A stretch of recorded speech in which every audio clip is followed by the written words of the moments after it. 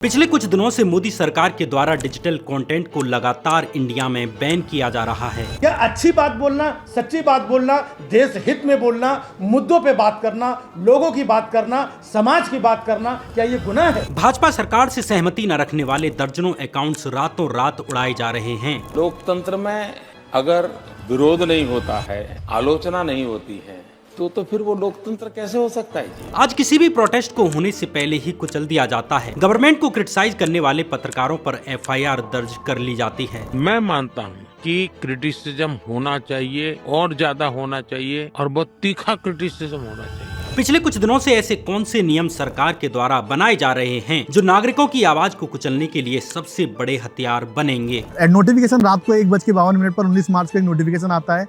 उसमें कहा जाता है कि आपको इंडिया से विदहेल्ड कर दिया गया, आपके ट्विटर अकाउंट को बैन कर दिया गया इंडिया में, मतलब आप भारत में नहीं बोल सकते। मोदी सरकार के लोकतंत्र की इसी खूबसूरती की एक एक परत उखाड़ेंगे आज के इस एपिसोड में। मैं मानता हूँ मोदी सरकार की भरपूर आलोचना होनी चाहिए, हर प्रकार से आलोचना होनी चाहिए। क्रिटिसिज्म से ही तब करके डेमोक्रेसी पनपती है।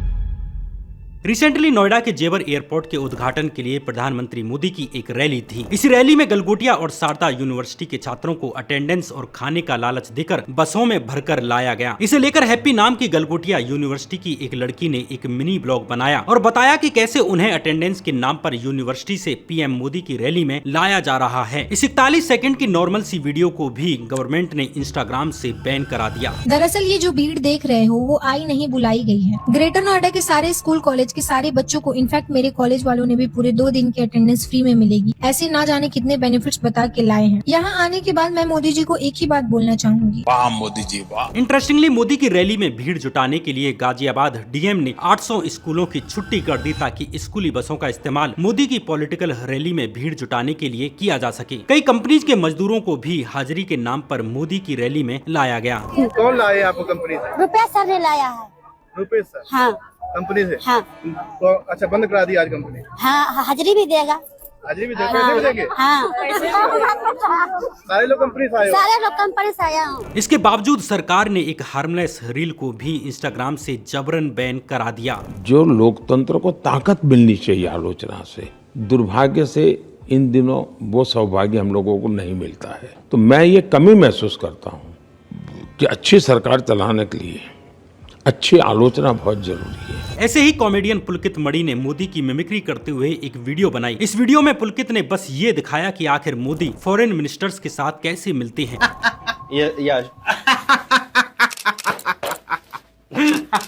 जब ये वीडियो आम लोगों के द्वारा शेयर की जाने लगी तो मोदी सरकार ने आईटी एक्ट का मिसयूज करके इस वीडियो को भी इंडिया से बैन करा दिया। इस रील पर 16 मिलियन व्यूज थे, लेकिन मोदी सरकार ने आईटी एक्ट का मिसयूज करके इसे इंडिया में ब्लॉक करवा दिया। ये है हालत आज के दिन दोस्तों देश में फ्रीडम ऑफ स्पीच की। रिसेंटली मिंट अखबार ने एक खबर पब्लिश की जिसमें बताया गया कि मोदी की 99 विदेश यात्राओं पर 815 करोड़ रुपए खर्च कर दिए गए। इस पर कपिल नाम के एक फेमस ट्विटर यूजर ने कोट करते हुए सिर्फ टोटली यूजलेस लिखा। इस सामान्य सी आलोचना वाले ट्वीट को भी, 2 शब्द वाले ट्वीट को भी इंडिया में बैन कर दिया गया। मेरा एक कन्विक्शन है और मेरे लिए ये आर्टिकल ऑफ फेथ है। मैं सिद्धांततः मानता हूं कि समृद्ध लोकतंत्र के लिए आलोचना एक शुद्धि यज्ञ है। पूनम नाम की एक ट्विटर यूजर ने सिर्फ इतना लिखा कि एक रेंगता हुआ कीड़ा भी मोदी से बड़ी रीढ़ की हड्डी रखता है। इस ट्वीट को भी इंडियन गवर्नमेंट ने आईटी एक्ट के तहत ट्विटर से बैन करा दिया। लेकिन मैं आलोचना को नेगेटिव कभी लेता नहीं। हाल ही में इंडियन गवर्नमेंट ने 12 बड़े ट्विटर हैंडल जैसे नीमू यादव, नेहरू और संदीप सिंह आदि के ट्विटर अकाउंट्स को पूरी तरह से इंडिया में बैन करवा दिया। मेरा अकाउंट विदहेल्ड कर दिया गया है इंडिया में। इंडियन गवर्नमेंट के ऑर्डर पे, ministry of electronics and IT के ऑर्डर पे वो अकाउंट विदहेल्ड किया गया है।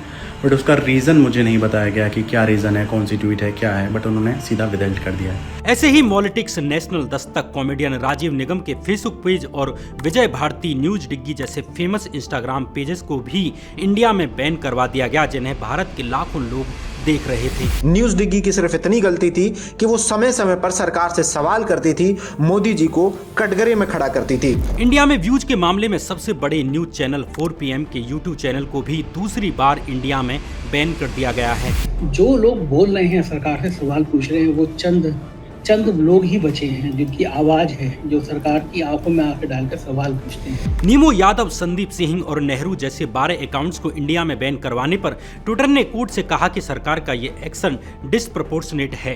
एक्स ने कोर्ट में कहा कि जिन कंटेंट को मोदी गवर्नमेंट बैन करवाने के लिए कहती है उनमें से ज्यादातर यानी कि majority of the content IT act को वायलेट ही नहीं करता। ट्विटर ने कोर्ट में बताया कि सरकार ने famous parody account doctor Neemu Yadav को ये कहते हुए बैन करवाया है कि ये पीएम मोदी को बैड टेस्ट में दिखाता है। देखिए, आपने जो कहा आलोचना और कैसे डील करते हैं, तो अगर मुझे एक वाक्य में कहना है तो मैं उसका स्वागत करता हूँ, क्योंकि मेरा एक कन्विक्शन है कि क्रिटिसिज्म ये डेमोक्रेसी की आत्मा है। वहीं दूसरी तरफ धुरंधर, केरला स्टोरी और कश्मीर फाइल जैसी प्रोपेगेंडा फिल्मों को खुद प्रधानमंत्री मोदी प्रमोट करते हैं। सरकार इन्हें टैक्स फ्री करती है क्योंकि ये फिल्में भाजपा के एजेंडे को सूट करती हैं। केरलम फाइल्स आई फिल्म तो भी बोलने लगे सब झूठ है, कश्मीर फाइल आई तो बोलने लगे सब झूठ है, धुरंधर फिल्म आई तो बोलने लगे झूठ है। मोदी सरकार ने कार्टून्स को भी सोशल मीडिया से बैन करवाना शुरू कर दिया है जिनमें किसी भी कानून का उल्लंघन नहीं होता। फेमस कार्टूनिस्ट सतीश आचार्य ने एक कार्टून बनाया जिसमें मोदी के ऊपर व्यंग था कि कैसे मोदी ईरान इंडिया की हिस्टोरिकल दोस्ती की बात करते थे और जब अमेरिका द्वारा ईरान के सुप्रीम लीडर की हत्या तक कर दी गई तब पीएम मोदी ने एक बयान तक नहीं दिया। इस कार्टून को भी मोदी गवर्नमेंट ने आईटी एक्ट का उल्लंघन बताते हुए ट्विटर से बैन करवा दिया। इसी सेम टॉपिक पर मेरी बनाई एक रील को भी मोदी गवर्नमेंट ने इंस्टाग्राम से इंडिया में बैन करवा दिया। इंटरेस्टिंगली, आईटी एक्ट की सेक्शन 69A को तभी लगाया जा सकता है जब इंडिया की सॉवरेनिटी एंड इंटीग्रिटी को खतरा हो, यानी पब्लिक ऑर्डर खराब होने का डर हो। लेकिन नरेंद्र मोदी इस सेक्शन का मिसयूज अपनी पर्सनल आलोचनाओं को दबाने के लिए और कुचलने के लिए कर रहे हैं। पहली बात है, लोकतंत्र में आलोचना अनिवार्य है, वरना लोकतंत्र बर्बाद हो जाएगा जी। लोकतंत्र में आलोचना होनी चाहिए, तीखी आलोचना होनी चाहिए। पत्रकार मुकेश मोहन पर भाजपा नेता नितिन गडकरी की तरफ से 50 करोड़ रुपए का डेफेमेशन केस इसलिए करवा दिया गया क्योंकि उन्होंने कारवां मैगजीन की न्यूज को अपनी एक रील में कोट कर दिया था, बस बता दिया था। ये कंपनी बीजेपी नेता नितिन गडकरी की है, ऐसा मैं नहीं कह रहा, कारवां की रिपोर्ट कह रही है। तो छोटे छोटे बच्चों की रील्स को भी सरकार ने इसलिए उड़ा दिया क्योंकि उनमें सरकार की आलोचना की गई थी। इसमें से एक वीडियो में तो सिर्फ गैस को लेकर सरकाज़्म किया गया था। मतलब इंडियन गवर्नमेंट का हाल ये है कि आज जो सरकार को करना चाहिए उसके अलावा आज सरकार सब कुछ कर रही है। परेशान होकर ट्विटर ने मोदी गवर्नमेंट के खिलाफ कोर्ट में केस भी किया है, ये आरोप लगाते हुए कि मोदी सरकार नियमों का पूरी तरह से पालन नहीं कर रही है और ट्विटर को काउंटलेस कंटेंट ब्लॉकिंग की रिक्वेस्ट भेज रही है। आज इंडिया में डिजिटल सेंसरशिप सिस्टमेटिकली इंक्रीज होती जा रही है और इसमें कोई भी ट्रांसपेरेंसी नहीं है। जहां तक कि सरकार ये भी नहीं बता रही कि जिन कंटेंट को सरकार ब्लॉक करवा रही है उससे कानून का कौन सा उल्लंघन हो रहा है और कैसे हो रहा है। एक आरटीआई से मिली जानकारी के अनुसार 2021 में इंडियन गवर्नमेंट ने ट्विटर से हर दिन 237 URL ब्लॉक करवाए हैं। ये 2021 के नंबर्स हैं, 2026 के नंबर्स और ज्यादा भयानक होंगे। ऐसे अनगिनत लोग हर दिन शेयर कर रहे हैं कि उनके सालों पुराने अकाउंट्स को या तो उड़ा दिया गया या उनके कंटेंट को इंडिया में बैन करवा दिया गया क्योंकि उन्होंने मोदी को लेकर थोड़ी सी क्रिटिकल पोस्ट की थी। मेरा विजय राठी वाला ओल्ड अकाउंट जिस पर 5 लाख से भी अधिक फॉलोअर्स थे वो 17 मार्च को ही सस्पेंड करवा दिया जाता है। लेकिन मोदी गवर्नमेंट यहाँ पर भी रुकने का नाम नहीं ले रही। उल्टा मोदी गवर्नमेंट ने आईटी रूल्स में चेंज करके नया नियम बनाया है कि सोशल मीडिया साइट्स जैसे कि ट्विटर, फेसबुक, इंस्टाग्राम को अब सरकार के कहने पर किसी भी कंटेंट को 3 घंटे के अंदर हटाना होगा। पहले ये टाइम लिमिट 36 घंटे की हुआ करती थी। मतलब फरवरी 2026 से मोदी और मोदी गवर्नमेंट के खिलाफ क्रिटिकल लिखना एकदम नामुमकिन जैसा कर दिया गया है। मैंने सिर्फ एक सिचुएशन के मैनेजमेंट को पॉइंट आउट किया था, लेकिन उसके बाद मुझे एंटी नेशनल कांग्रेसी और ना जाने क्या क्या कहा। जो मोदी आज तक पार्लियामेंट में नेहरू और इंदिरा करते आए हों, उनकी आलोचना करना देश में आज अपराध हो गया है। यह है कि लोकतंत्र के प्रति विश्वास और मजबूत होता रहता है और उनकी पर्सनल आलोचना रोकने के लिए आईटी एक्ट के इमरजेंसी सेक्शंस का इस्तेमाल यानी मिसयूज किया जा रहा है, जिनका काम देश की सॉवरेनिटी और पब्लिक ऑर्डर को बचाना है। सरकार ही नहीं, सरकारी संस्थानों के बारे में भी रिपोर्ट करना अब मुश्किल हो गया है। FSSAI जिसका काम मार्केट में फूड सेफ्टी का ध्यान रखना है, उसने खुरपेच नाम के फेमस ट्विटर पेज के खिलाफ FIR दर्ज करवा दी क्योंकि खुरपेच ने FSSAI को लेकर कुछ सवाल पूछे थे। दिल्ली पुलिस द्वारा दर्ज की गई इस FIR में खुरपेच के अलावा मोदी भाजपा की सपोर्टर रही यूट्यूबर नलिनी उनगर और अन्य लोगों के नाम भी दर्ज हैं। इन अकाउंट्स ने FSSAI में हुई भर्ती और अपॉइंटमेंट्स में हुई कथित इरेगुलरिटीज को एक्सपोज किया था। ये काम पब्लिक इंटरेस्ट का था, लेकिन फिर भी इन लोगों के खिलाफ FIR दर्ज कर ली गई और दिल्ली पुलिस अब इनकी तलाश कर रही है। आलोचना ये समृद्ध लोकतंत्र की पूर्व शर्त है।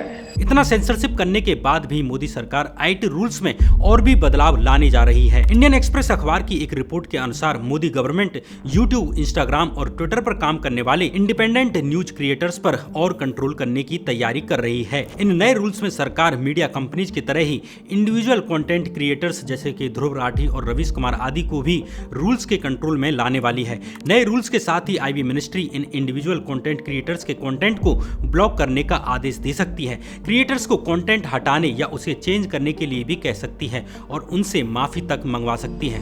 Criticism is a beauty of the democracy. We must respect it. If there is no criticism, democracy cannot work. So I always appreciate criticism. एक नेता जो पहले कहता था कि वो गरीब घर से आया है और चाय बेचता था, वही नेता उस लोकतंत्र को पूरी तरह कुचलने में कोई कसर नहीं छोड़ रहा, जिसके दम पर वो चाय बेचने वाले से इतने बड़े देश का प्रधानमंत्री बना। उनके कामों को देखकर आज लोकतंत्र में उनकी आस्था वैसे ही झूठी लगती है जैसे उनकी चाय बेचने वाली कहानियां लगती हैं। यदि यही काम अगर मनमोहन सिंह और राजीव गांधी ने किया होता तो शायद मोदी कभी भारत के प्रधानमंत्री नहीं बन पाते। एक कंटेंट क्रिएटर के रूप में मुझे कई बार ऐसे लगता है जैसे सरकार के खिलाफ एक वीडियो बनाना वैसे ही है जैसे भगत सिंह और चंद्रशेखर द्वारा छुपकर अंग्रेजों के खिलाफ बम फेंकना था। कभी सोचा नहीं था कि हमारे ही देश में हमें इस तरह से डरकर जीना होगा, और वह भी सरकार की सामान्य सी आलोचना करने के लिए। ये बात सरकार समर्थक भी जानते हैं कि वे खुद भी आज नरेंद्र मोदी के खिलाफ एक शब्द भी नहीं बोल सकते। अगर ऐसी ही गुलामी सही है और जायज है तो अंग्रेजों को भगाने की क्या जरूरत थी। इस वीडियो को देखने के लिए आपका बहुत बहुत धन्यवाद। Criticism is the essence of the democracy. Criticism only can purify our system. So I always honor, I respect all the critics.